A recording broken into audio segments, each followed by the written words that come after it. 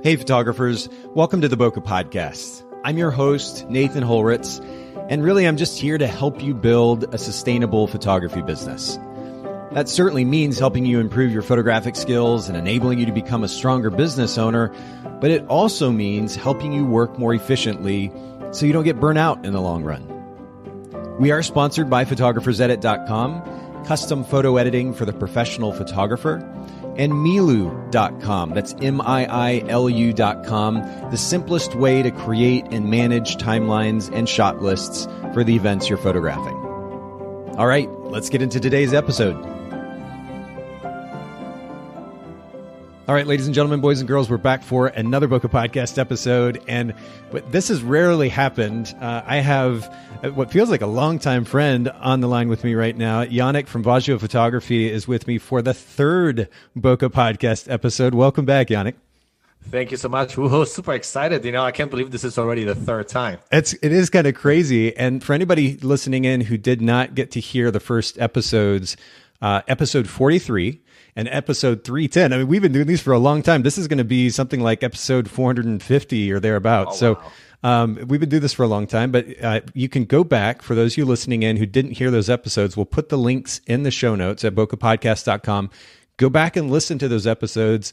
Not only get to know Yaneck, but also his wife Sasha as well, they were both on those episodes, and get to know about how to break into a new market. That was a really great episode, very insightful. And then we also talked about print sales in episode 310. We'll link to both of those in the show notes at bokehpodcast.com. So this is the first time that I'm actually without Sasha. I know. Well, shout out to Sasha, who is an important part of that Wasio Photography team. But Yaneck, you're actually on the show today to talk about Google Ads, which is really interesting. We haven't really dug into this topic much on the podcast in the past. And so I'm looking forward actually to getting into this, to bring this to our listeners. But before we do, I've had you on the podcast multiple times now, so I've asked you most of the introductory questions. One that we hadn't touched on yet has to do with providing a great customer experience. I know from actually having the opportunity to be behind the camera, or actually I should say in front of the camera, you were behind the camera photographing my headshot.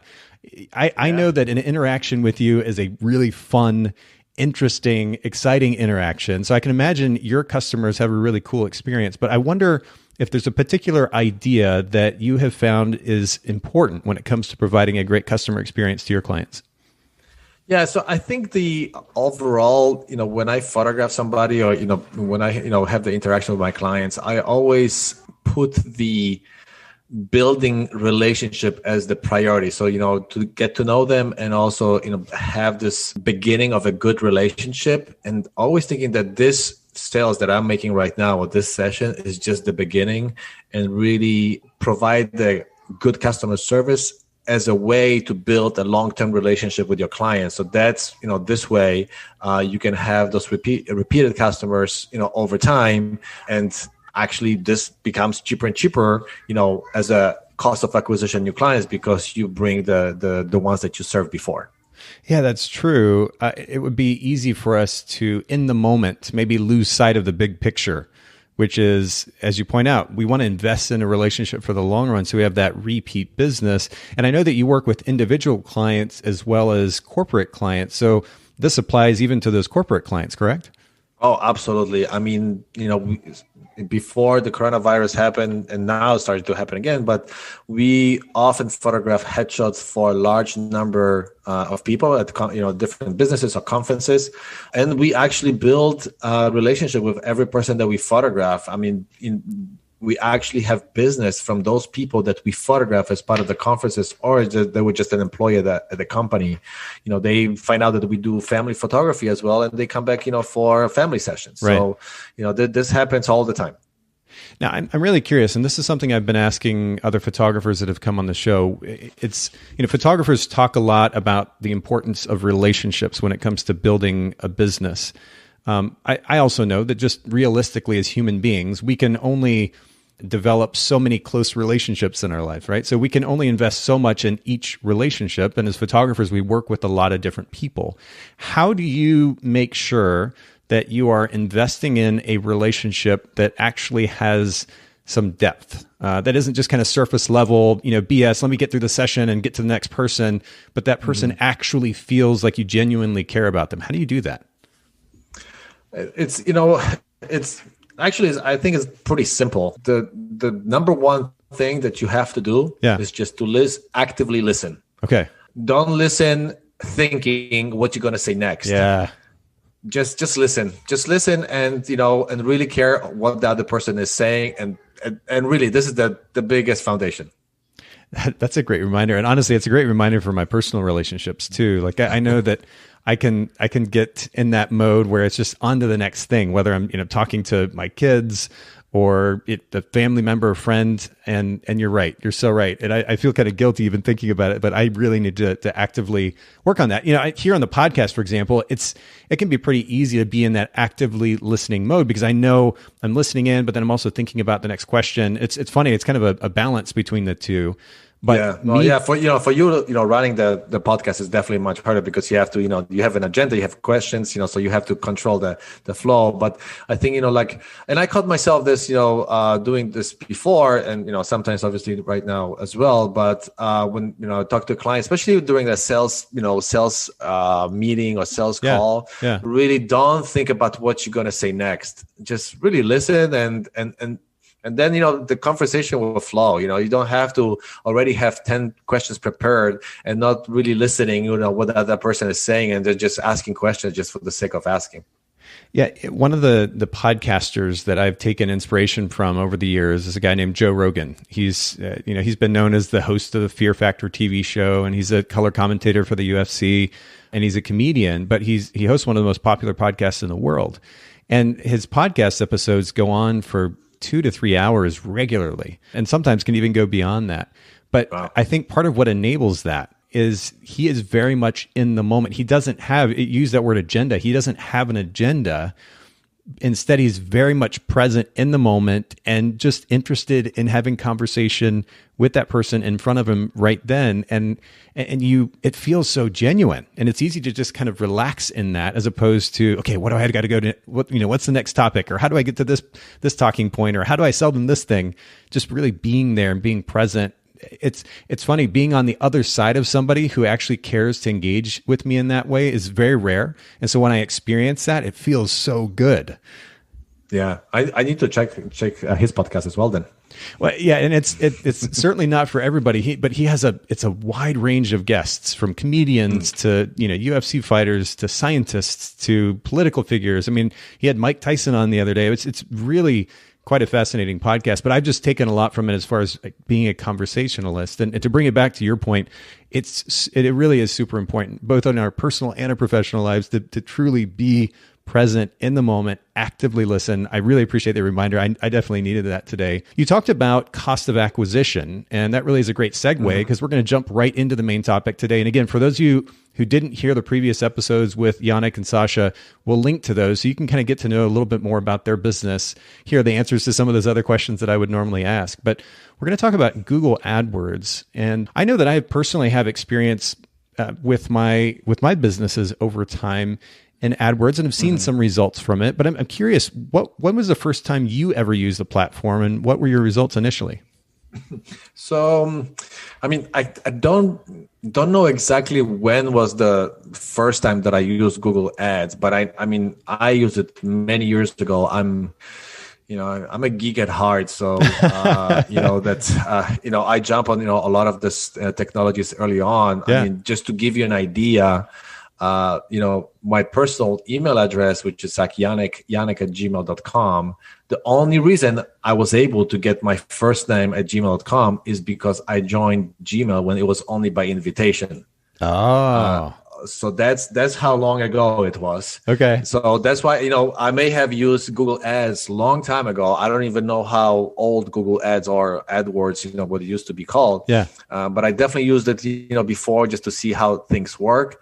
And, it took me a good number of years to actually see the results that I was happy with. Or because, before I I was like, I had high hopes. I would Sure. just put something together, throws, okay, I'm going to do some ads. And then kaboom, I think, money will be flowing in. But, it's unfortunately it was flowing out, out of, my pocket. So that was the issue. I can relate. I know sometimes like I'll only go so far with an effort and whether it's a business plan or a marketing plan or otherwise. And then there's a certain amount of hope that I put into it. And really at the end of the day, hope is a good thing, but it only does so much. We have to actually put the work in. And what I'm excited about in our conversation today is that you're going to actually share very specific steps that will enable our listeners to more effectively use Google Ads to be able to drive business. And we'll get to that here in just a second.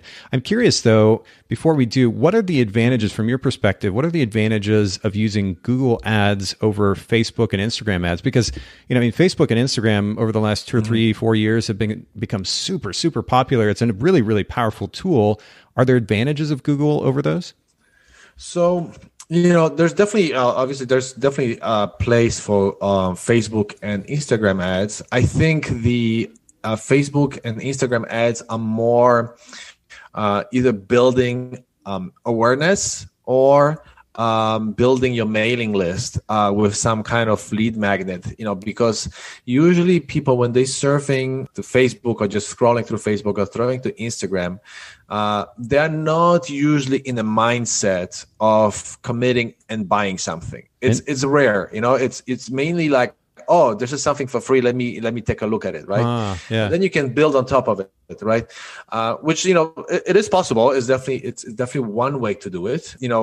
With Google Ads, the difference, which is pretty significant difference, is when somebody goes to Google and enter, let's say, I don't know, headshot photographers near me or family photographers near me. They already have some kind of intent. They are looking for specific photography, type, or for certain photography that they're in need. So they already realize that they have a need, right? When you advertise on Facebook or Instagram, those people most of the time they don't know that they have this need, so you have to kind of wake it up, totally cold leads, and then you have to wake up their awareness that this would be kind of cool to do, or I may need a new headshot. And usually when you scroll through Facebook and Instagram, you definitely not are in a more professional mindset that I need a headshot right now. This is usually like people will scroll through Facebook or Instagram to relax on their personal time and not thinking about their professional, career or, what are the next steps. That's such a clear distinction. I love how you broke that down. You're right. Somebody who is hanging out on Facebook and Instagram, they're likely just kind of doing that mindlessly. And while the targeting tools built into Facebook, for example, and their ad platform are actually quite powerful, and you can target somebody based on their behavior, they're not necessarily actively looking for that service or that product. And so they are a colder potential client. You got to do more work to draw them in. Google, they're a warmer lead because they are specifically going to search for something. That's a really clear distinction, and honestly, a massive advantage in Google Ads over Facebook and Instagram ads. Would you say there are disadvantages to Google Ads in comparison to Facebook and Instagram? I mean, if you look at it, first, if you don't do it properly, Google Ads will be more expensive. Okay. So those clicks are expensive because Google knows that those people are already searching for certain things, so they can ask for high price. Okay. To get those clicks on the ad. So in general, the Google Ads themselves, the biggest mistake that I was making, and then I see a lot other people are making as well, is that they isolate Google Ads and that's the only thing they do. And, you have to do other activities around it, or you have to have the setup around it more so that, you are successful converting, those leads. So one way, for example, is combined, like the Google search ads. Searches are the ones that appear in your search results, and combine them with display ads. So when somebody comes to your page, because they click on your ad, then later on they start to see those display ads on websites. Right. Which is, a lot of people do it, and I've done it as well. But to be honest, I didn't have good results with display ads because I think we are bombarded with way too many of those ads on different websites. Yeah. And I think over time, these kind of reminders stop working. And the same thing, you can do with the Facebook pixel, to see who's coming on your landing page for your Google ads, and then kind of display those ads through Facebook ads. But again, it's kind of invading their personal time when they were, and not, something that they were doing before when they were searching for the photographer. So that's, I tried both, and I didn't see those results, as good as they should be, or I thought they would be. But what I saw that following up with emails actually works much better. Yeah, and we're going to actually talk about that workflow here in just a little bit. I'm glad that you bring up the reality of the experience, though, of somebody on the other side of an ad, because this is the kind of thing that I think about quite a bit. I know how personally annoyed I get being remarketed to, from a company. Like I'll go search something, and then the rest of the rest of the week, I'm seeing ads from this particular company, remarketing ads. Exactly, and it's actually counterproductive, right? Because instead of building the something that you want to do or the need, is actually becoming more annoyed by it. Exactly. So I think maintaining a certain amount of empathy in our efforts at marketing, as it relates to certainly Facebook and Instagram, but specifically Google, is really important. I'm glad that you highlight that. Why did you what brought you to, I guess, spend a little bit more time developing your Google Ads presence in your recent marketing efforts? So actually that goes back to episode 43 when we talked about us moving to a new market. Okay. And this is the time when we moved from Chicago to San Diego, to Southern California. And, we tried different avenues to build a new client base. And one of the ways was Google Ads. And that's when I, started to dig deeper into the whole effort and monitor it and see how things are working. And develop those practices that actually start to work better. And I tried a lot of things. I don't want to say all of them, but I did try many ways of advertising. So I did Google, Facebook, obviously Instagram, Yelp, LinkedIn. So for headshots and other portraits. And Google gave me the best results in terms of conversion ratios and the cost of acquisition. So that's how it worked for the best for me. Well, and you'd mentioned to me, I think ahead of our conversation today, of course, we've all been dealing with the fallout from COVID, how it's affected our businesses, how it's eaten into the amount of revenue we're able to generate for our business. But as things are starting to pick up for you, you'd mentioned that Google Ads has been a source of business or potential business. What have those results looked like as of late? So my Google Ads. So I run the same similar type of a campaign from for now I would say for like 2 or 3 years now. Okay. I tweak them here and there based on the results, but overall the principles are the same. The good thing is about once somebody gets into your circle of potential clients, and then when you nurture this them with emails. That I don't, so I don't send like emails, like bombarded emails, every day, do it now, do it now, do it now. My chain of emails spans, I think, 12 months. Wow. Okay. So somebody that may not have been ready, when they came and just, came to my landing page, I just send them tips, various tips throughout, I first start at every few days, then every week, then every 2 weeks, then every once a month, and I just remind them, hey, maybe this is the right time to do your headshots or do your portraits or, whatever they sign up for. So I'm still have some kind of interaction with clients that were looking at headshots or portraits before Corona happened.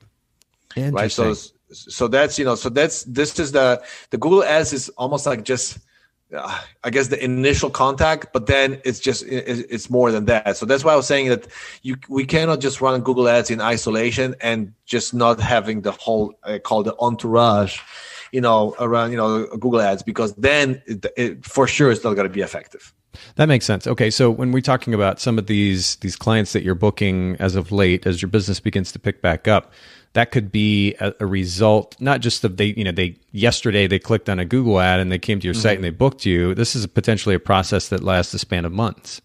Correct. Yeah. So it's a mix right now. I mean, still majority is it comes from the current Google ads, but I do have around 15-20% of people that basically are booking me because of the the emails that they continue to receive. Interesting. Okay, well then that brings us to really our main point of conversation within this topic today, which are the important principles that drive setting up a really strong Google Ads campaign. You mentioned to me before we got started really that we have a total of 5 principles. So can you just walk us through each of those? Yeah, so let me first list them, and then if I forget one, just remind me. But, okay. I hope I remember them properly. But sure. For sure, the first one is keywords. Yes. The second one will be the actual text of your ad, so the copy of your ad. Yep. Then the third one is monitoring, and I mentioned it before that you cannot just run your ads running on their own, and you have to continuously monitor how the ad is performing and where are the weak points. Okay. So that's the third one. Fourth one would be the landing page itself. So where the client comes once they click on your ad. And the last one is basically the emails or the communications that you do after somebody clicks on your ad. Okay. That's great. Let's go back and just kind of break down each of these. Okay, so let's start with the keywords first. So the biggest mistake that I did, and I know a lot of photographers, or just people that start with Google Ads are doing, is enter the keywords, what is called in broad terms. Oh, okay. So basically, there was. Let's look. I run majority of my ads on headshots, but it can be applied to weddings or engagement sessions or family portraits. Anything, right? So let's say somebody's looking for headshots. So my keyword that I'm going to put in the ad that I'm targeting is headshot photographers, right? And if I don't put any without any modifiers, meaning like this is just broad term, Google will take this keyword and actually it will show my ads to a very broad range of keywords that people are entering. So it could be from how to do headshots yourself or how to shoot headshots yourself, right. Or it could be headshot photographers for free. Or it could be how to take a headshot with a cell phone. Those will be all keywords that Google will show your ads for those results. Yeah. And so this is you got to and people will click on them because you will you're not going to say on on your ad that don't click on this ad if you use the word free, because my headshot is not free. You're not going to use this kind of ad, right? So right. So people will click on it, and I think you got to basically burn your budget. Whatever your budget is, you got to burn it much faster than what you could use it for. So it's very important to be, especially at the beginning, pretty specific with your keywords. So you don't have to use like exact keywords, but if you use the like exact keywords, meaning that I'm targeting only if somebody types exactly, let's say, headshot photographers and nothing else, right? But the kind of in between, it could be headshot photographers, let's say in Orange County. Okay. Right? So that could that's a keyword that would work for me. And then what's also important is to enter any negative keywords, right? So to filter out anything that you don't want, the phrases that people search to include, like free, like free, do it yourself, cell phone, or whatever other keywords you can think of. And actually, as your run is going, and you can see what people are entering and what was the phrases that your ads were displayed at. You can see exactly the phrases that people entered, and you can mark some of these as negative keywords. So this basically, it will help you to see what people entered in their searches and say, okay, is this the keyword that I want to continue to be shown at, or this is something that I want to exclude? That's cool. Roughly how many keywords are you currently using in your campaign? Do you know offhand? Yeah, so usually, I mean, based on the kind of the recommendation that I heard, otherwise it's between 50 to 80 keywords, like no more. Okay. Depending on the complexity or the kind of variation of the of what you are offering, if you do weddings, I think you can do a lot more different keywords because then there's a lot of more variety with venues and et cetera, et cetera. So you can target those those keywords a little bit with a bigger variety. I mean, for headshots, I believe I have right now like 40 that I'm targeting within campaign. That makes sense. I have a lot of negative keywords as well. I actually have a lot of negative keywords. Okay. That's smart though. But I mean, this idea of specificity, that's the word that I wrote down and starred actually here in my notebook. Specificity versus that mistake that you mentioned, which is being way too broad. If you just keep it super simple, there's way too many opportunities for that budget to get just raked over the coals really, really quickly. Yeah, no. And you know what, let's say, the lowest budget you can have. Let's say you're spending like, $10 per day, right?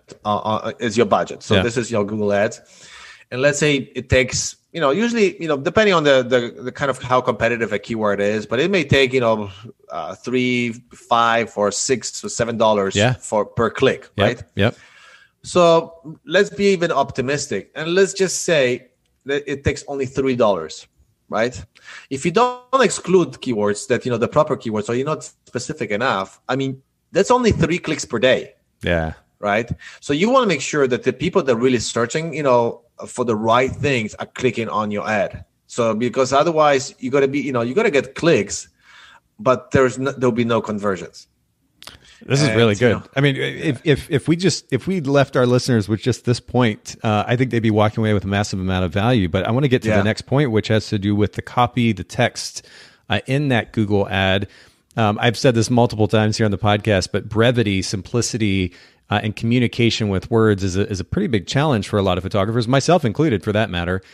Trying to distill a message. Yeah, add to it English as a second language, and it makes it even harder. Sure, I get it. So what is the idea? What is your thought process behind writing good copy for an ad? I actually, I do a little bit of a kind of investigation. So I go to, I search for, similar services, but in other parts of the country. Okay. So New York, Chicago, I'll do like Orlando, Miami, and Google and see what kind of ads come up, right? And see which ones, I think are kind of, good or like, get my attention, and which ones are basically just boring. Right? Okay. Yeah. And that's to kind of drive some ideas, and then I write it down and basically I create, I have 8 different ads per ad group. So basically, if you look at overall the organization of Google Ads, you have campaigns. And the campaigns can contain one or more ad sets, which are basically the kind of groups of keywords and kind of targeting that you want to do. Yep. And then within each ad set, you have the actual ads. So within each ad set, I have about 8 different ads that I do variation of the text, and because what I think should work the best sometimes. Works actually performs the worst. Okay. I'll give you an example.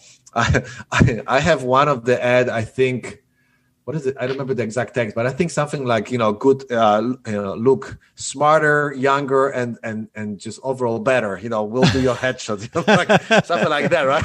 Yeah. So I thought it was okay. It was funny, cool, right? And then that actually didn't perform that good. But, I have another one, another ads, like schedule your headshot, something about the headshots, and then you'll be done in 15 minutes or less. And actually that one performed so well. Interesting. Because like I didn't think about it, but people are usually professional headshots. It's something that people are dreading about, and it's not something that on top of their priority list. And they don't like to be photographed, and they just want to be quick and easy and be done, right? What I'm saying, like even if they click on this and they don't really stay for 15 minutes. Unless somebody really explicitly tells me that it's 15 minutes, because as you know, the session, with me, it's a bit of a conversation, have fun. And then once we start photograph a person, I mean, we have a good time and they don't rush me. So, it may take still, an hour for a headshot session, but, the initial thought is like, I want to be fast, and I want to be kind of painless. So the kind of 15 minutes of less ad actually performs pretty good. Yeah, and I guess a lot of that has to do with understanding our target clientele, what is most important to them, because we can speak to that, whatever pain point that they may have via a really specific value proposition. In this case, get in and out in 15 minutes. I mean, I know that would be appealing to me. Are you talking to your clients to kind of get a feel for what is most important to them and writing ads based on that as well? I did. Yeah. I mean, over time I did. I always ask them, what, like what they want to, convey through their headshots, what's important in their headshot. Yeah. So this is part of, the conversation that I have with every client. It's about their headshots. I try to, I want to know what they do for a living, and, what is their like perfect client, or who's the headshot for. Is it for, people that they're talking to? Is there their potential clients? Is it, like for people at conferences because they're teaching, or, so every headshot has slightly different kind of, meaning, or because, different communication, message that they want to communicate. Right. So that's why, I have different ads, and I made a mistake before that I have, the same ads running, or the same text running for, let's say, professional headshots and actors headshots. Big mistake, Yep. Like for me, it was like, okay, before it's like, oh yeah, headshots are headshots, right? But actually actors headshots, completely different copy than professional headshots. Yeah. And we won't get into this in too much detail today, but you did mention a little bit earlier about how you've got your ad campaign set up. You have the campaign itself, which represents kind of the big idea, what it is you're trying to do with that campaign. Then you have the ad sets, which represents the target clientele. So in this case, you're talking about like the professional headshots versus the actors headshots. And then you would have different ads under each of those ad sets, correct? Correct. Yeah. So I have actually a few ad sets. So, sometimes I have like ad sets that are targeting for people to actually book the session right online. And I have different ad sets where I'm just trying to get their information, so that they can receive the discount on the session.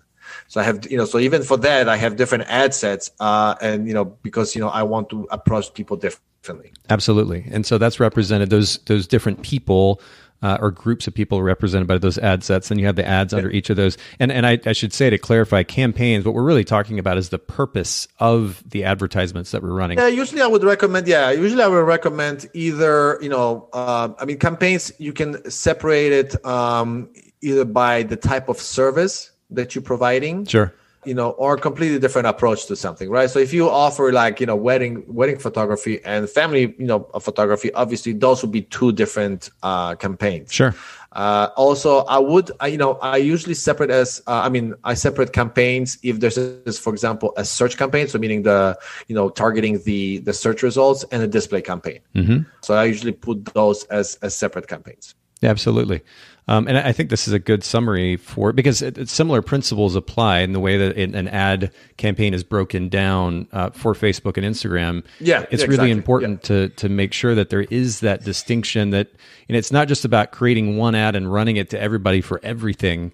It's much, much better if we create a purpose, which is what that campaign represents, the various segments of people that we're going to be running it to, which are the ad sets, and then the individual ads and multiple ads, as Yaneck highlighted, to each of those groups of people, which brings us to the next point or principle, Yaneck, that you talked about, which is monitoring. If you're creating multiple ads under this ad set, under this campaign, you ultimately need to see which ads are performing the best and get rid of the ones that don't work as well. You can do that, of course, by monitoring these ads. Can you talk about your process for monitoring? Yeah, so the monitoring, it's a multiple step, right? So the one I mentioned already is the keyword monitoring, right? So that's something that's critical to monitor, so that you know that you're not burning through your budget faster than what you should be. Yeah.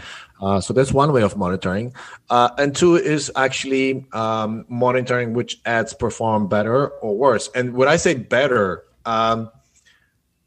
click-throughs are not, the clicking on the ad is not always the results, that is good. Right. Right. Because you may have an ad that you have fewer clicks, but then those people booked your sessions. Right. Right. So either, if you have an ad that you have high clicks, but that they don't convert meaning that they don't do what you want them to do, right? Whether it's, requesting discount or booking online, then either the text of the ad is misleading and it's not in sync with your landing page, or your landing page is just not poorly done. It's not well done. And then basically it doesn't motivate the person coming to your landing page to do the action that you asked them to do. So it's a multiple level, so it's very important to track your ads, not only in the ads, themselves, but also integrate your Google ads with Google Analytics, and then set up those conversions and goals in Google Analytics, so you know how those ads are performing, not just by clicking, but also whether those ads converted. Right. So this is very important to monitor, and you don't have to do it on a daily basis, but if you do it once a week, or even like every 4 days, or even every 10 days, it's okay, as long as you keep kind of like the finger on the pulse and see how things are progressing, right? As at the beginning, you keep an eye. I wouldn't recommend to make drastic changes. When you start a new campaign or new ads, keep an eye for it for 2-3 weeks, and that's when Google's learning, and that's when you're learning. So you need some data to make decisions. Yeah, you're right. You do have to give it a little bit of time to capture that data. Exactly, right? Because if you don't have data, you cannot make any decisions. You have to have, you need data to make information, basically. You mean we can't just base it on our feelings, Yaneck? You can, but then the results will be based on somebody else's feelings. So it's I know, isn't that funny? No, I say that kind of sarcastically because, again, I'm guilty of this as well. But I know our photography industry, there are a lot of photographers who run businesses, make decisions for their businesses based on their feelings in the moment. And man, I know from personal experience, our feelings can go up and down and be this thing and that thing. At the end of the day, we really, if we're going to be good, intelligent business owners, we need to leverage data. And certainly Google Analytics and the ad platform, this is a great place to be utilizing that data intelligently. I'm glad that you highlighted the significance of goals for these ad campaigns, because at the end of the day, to your point, it's great if they clicked on that ad, but then what do you actually want them to do from that point? And if you've not clearly established what that goal is, so that you know that you've actually converted that particular potential client, then you're missing out on an opportunity, at the very least, to capture intelligent data, but then potentially to know how effectively this ad campaign is running. So I'm glad that you highlight that as well. It's very easy, and I'm talking from my own experience. The mistakes that I made. Sure. You can first say, okay, I'm getting traffic on my website. So this is my goal is achieved, and also I get more people on my website. So I'm paying for it, and I get traffic on my website. Yeah. The other thing is that really this doesn't pay the bills. That people come to my website. The only thing that pays the bills is actually when people book me. Sure. Right. I don't see, people are still coming to my website. Maybe they're not doing what I want them to do, after that. And I just look at all the money that I spent on Google, and I'm like, Google ads don't work for me. It's just, I'm just burning through the budget, and I don't get anything out of it. Right. So it's very, it's very common to kind of have this kind of experience at first. But once you set up those goals properly, meaning what you want those people to do, or what actions you want them to take. Yep. Whether it's get some digital download, or request some discount code or book online. Once you define those goals, then you can measure it against the money that you spent, right? Right. Because, if you, let's say on average, my headshots, it's about $500-$600, in revenue, right? So if I do my, my headshots, the cost of getting a lead or the actual book, somebody that books me, right, cost me, let's say $25, right? You may think, okay, Jesus, it cost me $25, I'm going to burn, so if I get 3 leads, I'm burning $75 in a day, right? But, I'm okay to spend $25 to make $500. Absolutely. So it's a no-brainer. So it's basically, I can increase the budget, 3 times or 4 times, and that basically means I'm going to get more business, right? It's not, it doesn't always work in a linear manner. So if you raise your budget 5 times, you're not necessarily going to get 5 times more clients. It's true. So you have to monitor where it kind of starts to slow down and where's the kind of the sweet spot of your budget. Yeah, it's very true. Actually, it's funny you say that because we actually cut back on ad spend for some time during the coronavirus, and we just recently started spending some money on Facebook ads again. And the initial, I guess it was a week or so, we spent a minimal amount and got double digits return on our investment. It was really incredible. And like you were saying, Yaneck, it would be natural in that particular instance to be like, well, let's just jack this up. Let's just spend 10x and, exactly. and we'll get triple digit return. But the reality is the platform, at least with Facebook, and maybe Google works this way too, the platform actually sees that you're turning that volume way up and the return doesn't tend to equal the amount of spend. So you do have to kind of work gradually. But, all of this again highlights the significance of paying attention to data. I know that as a photographer, I don't even know if I ever considered the phrase, and this is sad to admit, certainly things have changed since I started Photographer's Edit and have learned so much about running a business since. But as a wedding photographer, and I shot for 10 plus years, the phrase cost of acquisition, I don't know if that was something that I ever really even paid attention to. And I know that that's the case for a lot of photographers. Some listening in, maybe you already are aware of this principle, you're applying it to some of the marketing efforts, but I think for a lot of photographers, it's a relatively foreign concept. So I'm glad that we're bringing this to light. It's really important to utilize platforms like this that will give us the data, and then that enables us to make intelligent decisions. You mentioned earlier the significance of the landing page. That's the 4th principle. Can you talk to us about what it means then to send them from that ad to a landing page? Yeah, that's actually, again, this is a mistake that I made in the past, is basically on my ads, I provided the URL to just go to my homepage. Yeah, me too. And basically I figured, I thought, well, just they're coming to my website, they will know what to do. Let them scroll around, discover my website, and I'm sure they're gonna love my work and they're gonna book me. Yeah, right.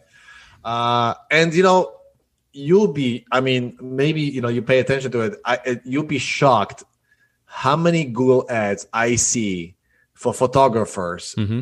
all around US that point their ads to homepages. Yep. Insane. Sure. It's great. It's like sometimes I click on, I always see that ad on Instagram even, and they just take me to the homepage. Especially for wedding photographer. Okay, I'm going to, to the homepage, and it's like, what am I doing? What am I supposed to do here? Right. Am I just checking a portfolio? Okay, I like nice portfolio. Okay, let's move on. But so a landing page should have a purpose, right? So you have to create a separate page and I actually have few landing pages for my ads because it depends what I advertise and what is the kind of the main thought behind that ad. Yep. I point them to different ads. Yep. And so I have 5 different landing pages just for headshots. I have different one for weddings, and I have different one for family sessions. But just for headshots, I have 5 landing pages, and they look different, and they actually, the goal of that landing page is different. Yes. So that's but in principle, what you should be doing with your landing page, few things. One, the logo on top of your page should not take them to your homepage, right? That's because that's they basically have to be just in the kind of not title, but in the path to the action that you want to take them. So if your logo links to your homepage, they're going to get distracted. They're going to click on the logo and go to the homepage, right? Interesting. Or remove menu, right? There shouldn't be any menu on your landing page. Okay. Because it's another distraction. Basically, I take it to the extreme, and most of my landing pages do not have any links except the action that I want them to take. That simple call to action. Yeah, just a simple, call to action, or CTA. You will hear this term from time to time. Yes. But basically, it's just one single CTA. I have one homepage where you can either schedule the session or contact me if you have questions. So those are the two. But even contact me is just somewhere like in the bottom of the page. If they scroll and they're still not sure, they can contact me. But otherwise, they can book the session. So those are the landing pages. And I'm working with few photographers, and it actually I recommend them not to run any ads until they have a decent landing page. Because you're just gonna waste your money. So it's let's work first on a landing page. I'm happy to help. We can review it. Because sometimes they copy the pages and there's still some hidden links. And believe me, those hidden links, people will discover them. people click on pages like crazy, and they'll find every possible way to get away from that page. Interesting. So removing any sometimes the photo will take. You click on the photo, will take you to a different page. And, so you have to basically do what I call a monkey test, and basically open the page and click on everything you can. Yeah. And then see, what happens. You used the word channel earlier, and then kind of stepped away from it. I actually like that idea, at least for me personally, the mental picture that I get of a channel. You want to direct them down a very specific channel or path and keep them on that path. We can imagine like these walls, if you will, or fences on either side of the path. Keep them on that path so they're going a very specific direction. That direction centers around this big idea that you're further emphasizing with a bit of copy on that page, and then that very simple call to action, that button, the field to fill in, whatever it might be. But that is what you want them to focus on. And this is a huge, huge thing that, frankly, I also kind of learned the hard way. We as a company learned the hard way. I mean, we ran, I don't know how long we ran ads to just our homepage. And fortunately, and I think it's because we didn't have as much competition back in the day, those ads would still convert. But I can only imagine. Imagine how much you lost business. 100%. And that's what I was going to get to. I can only imagine how much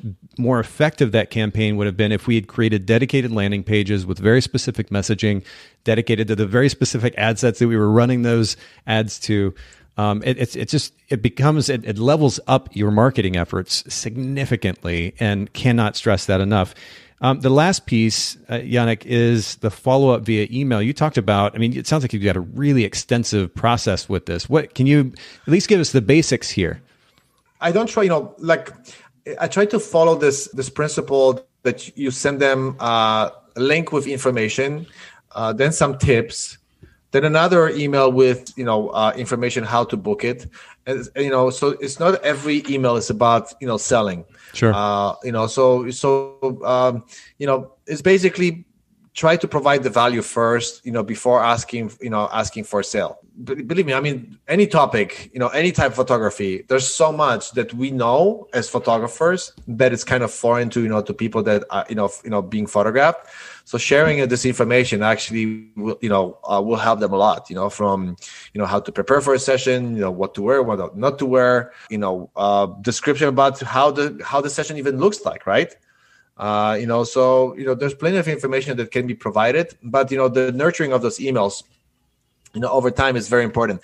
And at first I thought, okay, we get spammed so much by emails, and, we kind of have a tendency to skip them. But, it's crazy that at the end, the emails give us the comfort to read them when we want to read them. And, especially if they're, they have information that is valuable to us, we'll read them. Look at the different newsletters. There's some newsletters that we totally skip, and there's some newsletters that we always open and always read them. Yeah. Right. Because they provide information that is kind of, either important or we're interested in. So the same thing we have to do with our emails, right? We have to provide them information so they have a reason to read, the email that we send them. Yeah, we also have to, I mean, and maybe I'm projecting here, but I know that personally it'd be easy for me to forget that potential client I'm sending the information to, as you pointed out, Yaneck, they're not living the life of a photographer. So they don't naturally know all this information that I hear nonstop in my industry. So I have to remember that just because I know it doesn't mean that they do, and it could actually be valuable if I'm willing to share certain tips with them that might be helpful for their session. Yeah, exactly. And, sometimes we just need a reminder, or the people that we photograph, just a reminder, they don't have to be bombarded with, 30 ads or more, every hour on wherever they go. Right. But they just every few days, just a reminder, here's some more information. And if you're ready to schedule a session, here's the way to do it, And you mentioned earlier that you run or have run email campaigns over the span of, I think you said 12 months. Is that average for most of your campaigns, or what's the average length and the number of emails that you're sending out? Obviously the highest percentage of bookings, I get, through the first like 3-4 emails that I send. Okay. And then then it's kind of slow down. But even my chain is probably like 25 emails, over the 12 months. Wow. So, what if after 10 months, right? I send this email. I mean, I have it all automated. So it's really, I don't have anything, I don't do it manually. It just keeps sending them, what I told, my mail service to send them. Sure. And it's basically, after 10 months, sometimes you get the sale or you get the session booked. That's really, you didn't do anything extra. All you did is just provide them the information, and, right. 10 months later, they may be ready to do the session. How long does it take you to design that email campaign? I mean, you said 25 emails. How much time would a photographer who's never put something together like that, how many hours would they expect to put into designing that campaign? So it all depends, how much experience you have writing. I didn't, 100% from scratch. So I purchased, like for headshots, I purchased a list from Mike from Headshot Hot Sauce, okay, which I'm a member of. So it's kind of like a community for headshot photographers. And then I kind of tweaked them to be more personal, more me. Okay. I created a few more emails and kind of did, different flows of those emails. So, depending, how they acted on those emails, I have different flows. So, a simple one, I mean, you can do it within a couple of days, a simple set of email chain, right? Yep. And then you tweak them, and then you see, which emails kind of, get the opening ratio high, and which ones are completely zero or very low, or which emails get clicks and which emails don't get clicks, and those that don't get clicks, see what you can improve in them. So it's a continuous improvement, path, unfortunately. But the initial effort, could be a day or two, to write those emails. Yeah, but you said it's a continuous effort, unfortunately. But I think that's just it. I'm finally getting to the stage of my life, and I'm 41 now, where I'm willing to go with the flow and accept the fact that life is a process, and I can't just expect these quick results. Which is, it's funny, it's taken me this long to get to a place where I'm like, okay, fine. But learning to be okay with the fact that really running a business in general, and particularly when it comes to running an effective ad campaign, it is a process. It does require ongoing adjustment.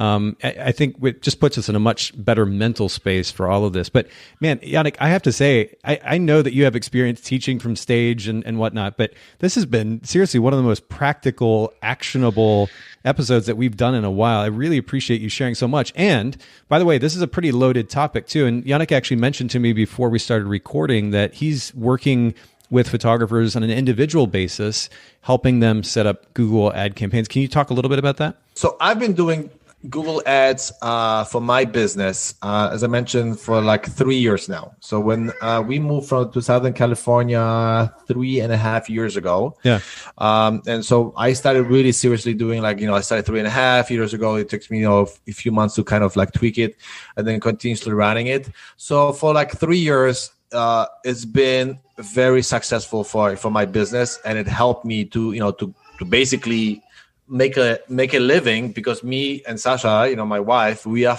both full-time photographers. So we don't have any fallback, so basically this is how we make our living. And Google Ads, I would say for headshots, drives about 40 to 50% of our business. Wow. The other one is organic searches, but that's a totally different beast. So it is possible to drive your business, properly. And I started to talk to other photographers because I know it's so intimidating for a lot of people to start, or even if they started, to basically lose a good chunk of money with no results. And they get discouraged and they say, like, this is not for me. I know Google in general, it's not the most user-friendly interface.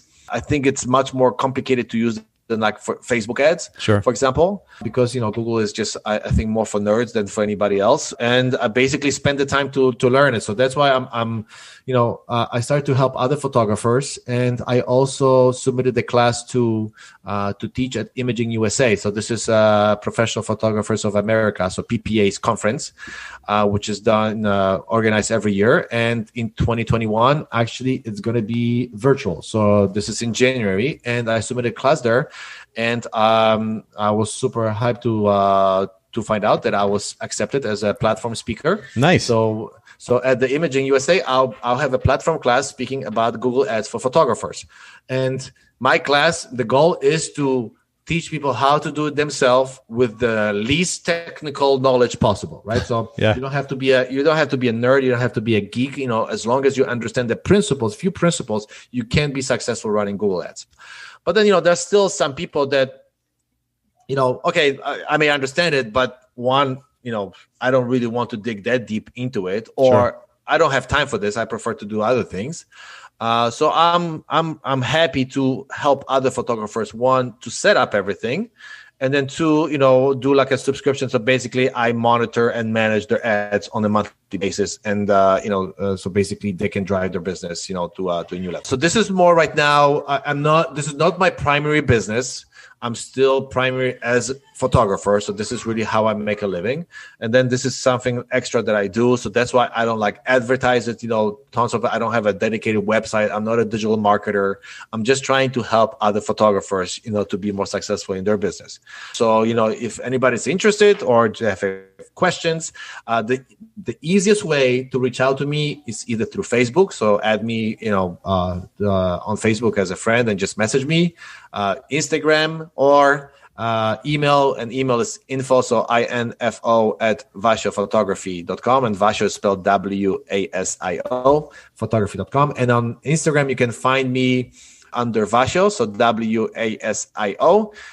Or my second Instagram account is WASIO_faces. This is my headshots and portraits, kind of commercial portraits Instagram feed. Perfect. I mean, truly, this has been, I'm super impressed, and it's been, I know, helpful to our listeners or community, but I'm glad too that they have a potential resource that they can tap into through these individual conversations and the consulting that you offer. So we'll make sure to link to all of these, the Instagram, the social media, the website, in the show notes at Bokeh Podcast, BOKEH podcast.com, for everybody listening in. Of course, we'll also link to the previous episodes that we mentioned earlier. And this has been great. We'll put the talking points there in the show notes too. Shout out to Haley, who does all of our show notes for these podcast episodes. This is a particularly valuable one. Thank you so much for making so much time for us, Yaneck. Oh, my pleasure. Thank you so much, Nathan, for having me again. As a nerd, this was a really cool topic for me to talk about. So, I'm happy. I hope I can help, somebody really got some information that's valuable and they can implement it. But if they have some extra questions, always ping me and I'm happy to help. Beautiful. Thanks everybody for listening in. Have a wonderful, wonderful day.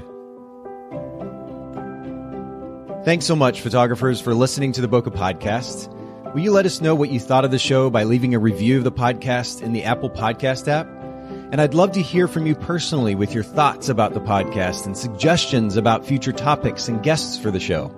My email is nathan@bokehpodcast.com. Make sure to visit our sponsors, photographersedit.com, custom photo editing for the professional photographer, and miilu.com, that's miilu.com,